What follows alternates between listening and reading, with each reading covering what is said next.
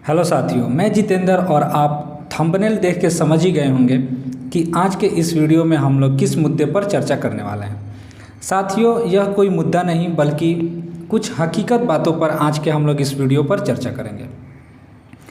दोस्तों, मुझे नहीं पता कि आप ये बात सोचते हैं कि नहीं, लेकिन मैं बहुत दिन से ये बात सोचता हूँ कि बिहार, जहाँ पर युवा काफ़ी मेहनती होते हैं, किसी भी कठिन से कठिन काम को आसानी से करने का तजुर्बा रखते हैं, वहीं पढ़ाई में भी यह राज्य काफ़ी पिछड़ा हुआ है।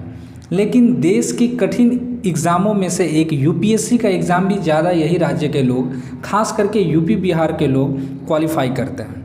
तो फिर यह बिहार हर एक मामले में इतना पिछड़ा क्यों है? साथियों, आइए आज हम लोग इस बात को हम कुछ तथ्यों के माध्यम से समझेंगे तथा इस पर विचार करेंगे। दोस्तों, बिहार में अब तक क्यों नहीं हो पाया है पूर्ण विकास, तथा बिहार में कल कारखानों के हालात डे बाई डे इतने बदतर क्यों होते चले गए? कोई भी इंसान अपना घर परिवार, माँ बाप, बाल बच्चे को छोड़कर दूसरे राज्य में कमाने यूं ही खुशी से नहीं जाते। साथियों, मैं इस बात को काफ़ी अच्छे से अनुभव कर सकता हूँ, क्योंकि मेरे घर के खुद कुछ सदस्य, कुछ करीबी लोग बाहर जाकर काम करते हैं। दोस्तों, किसी भी पर्व त्यौहार या खुशहाली के समय में या किसी परेशानी के समय में अगर घर का गार्जियन घर पर न रहे तो उस घर की स्थिति क्या होती है, इसे मैंने आंखों से देखा है। दोस्तों, बिहार का पूर्ण विकास न होने के पीछे सबसे बड़ा कारण यहाँ का गठबंधन का सरकार है।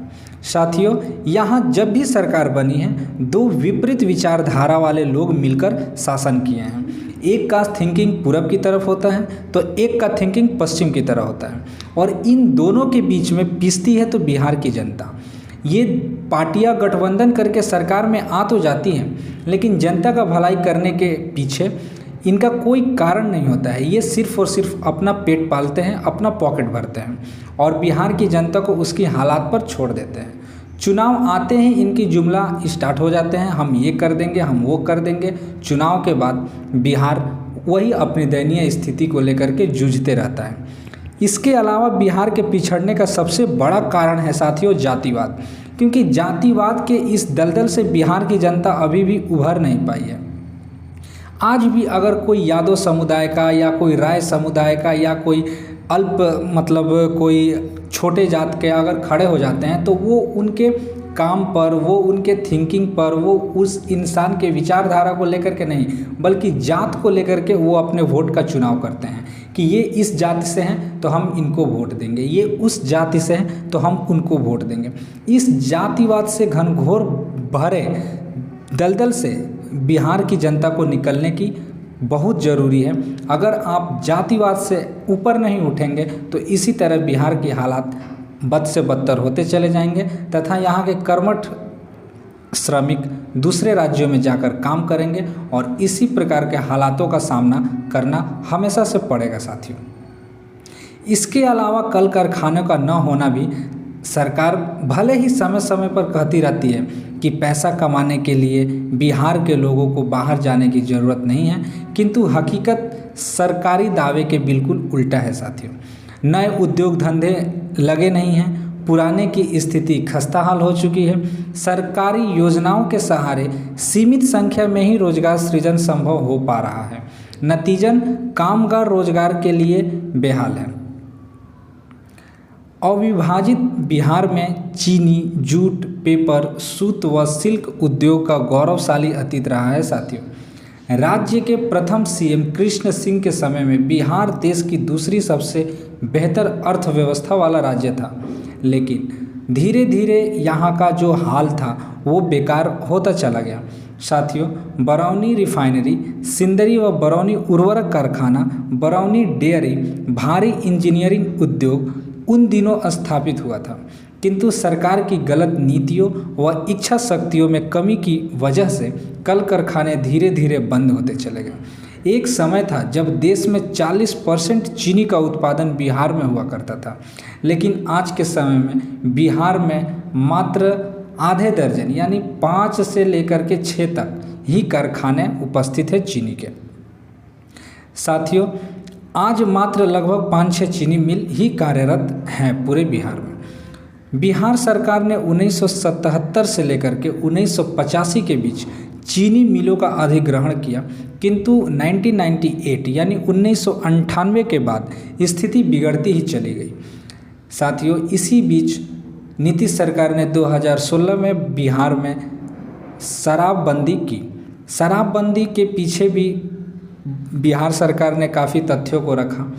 मेरा भी मानना है कि बिहार में शराब बंद होना चाहिए, लेकिन साथियों इसका एक अल्टरनेट ऑप्शन भी ढूंढ कर रखना चाहिए, क्योंकि चीनी मिल जो बिहार में उपस्थित थी उनके सिरा का इस्तेमाल बिहार में शराब बनाने के लिए किया जाता था।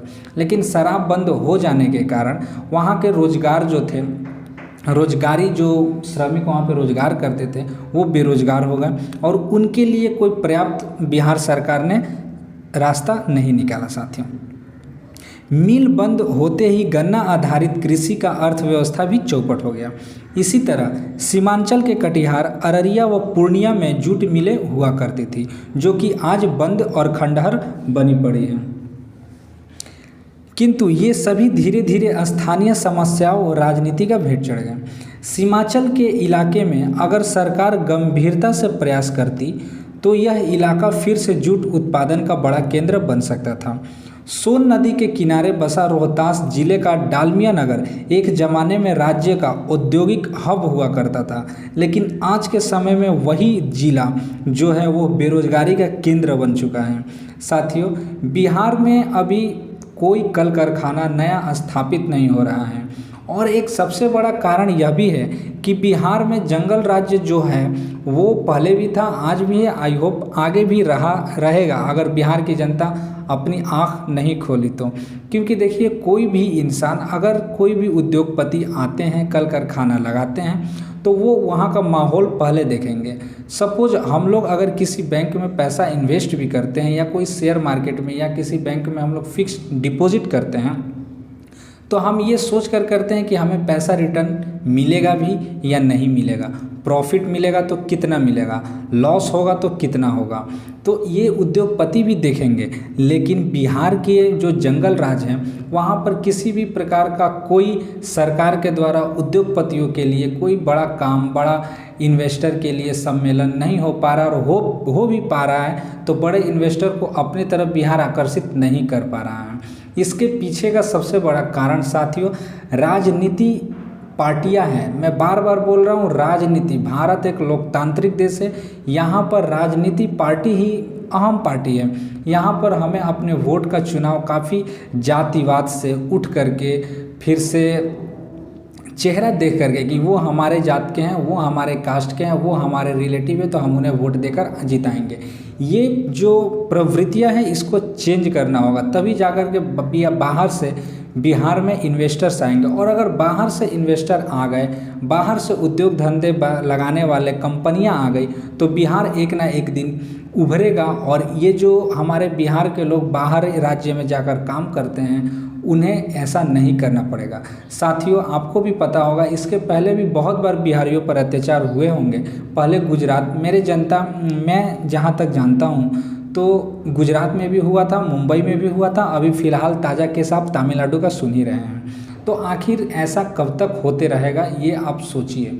आपको आगे उठना होगा, आगे आना होगा और अपना वोट का इस्तेमाल काफ़ी अच्छे ढंग से और एकरूपता पार्टी जो एक पूर्ण बहुमत वाली सरकार को लेकर आए, ताकि आप सामने आकर के बोल सकते हैं कि हमने आपको तो पूर्ण बहुमत वाली सरकार दी थी लेकिन आपने भी कुछ नहीं किया।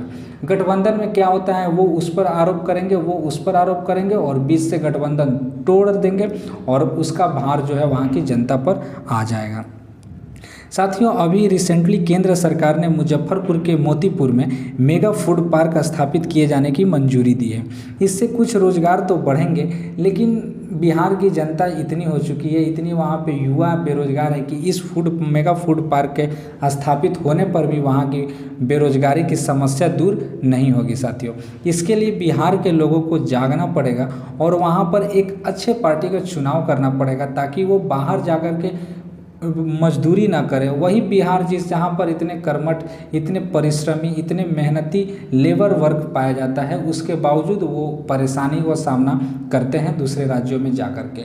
हमारे बिहारी ही मॉरिशस, फिजी जैसे देशों में जा कर के वहाँ की सरकार के न्यू बने पड़े हैं, लेकिन वही बिहारी अगर दूसरे राज्यों में चले जाते हैं तो इन्हें एक अलग ही दृष्टि से देखा जाता है। तो साथियों, इसके पीछे आपका कोई प्रॉब्लम नहीं है। आप जिस पार्टी का चुनाव करते हैं उस पार्टी को देख करके चलिए, उस जनराज नेता को देख करके चलिए। यूपी भी कल तक ऐसे ही राज्यों में गिना करता था, लेकिन आज देखिए यूपी की स्थिति कितनी बेहतर हो चुकी है। उसके पीछे वहाँ की जनता है। वहाँ की जनता ने एक ऐसे सरकार को लेकर के आया है जिन्होंने काम को प्रायोरिटी दी है और जातिवाद से ऊपर उठ के काम को हर मुद्दे पर देखा है।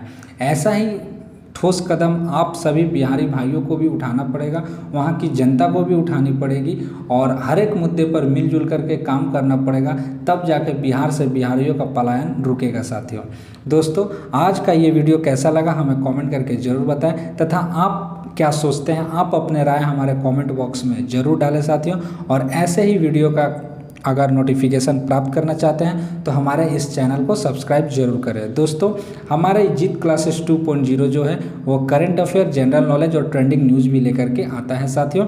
तो धन्यवाद दोस्तों।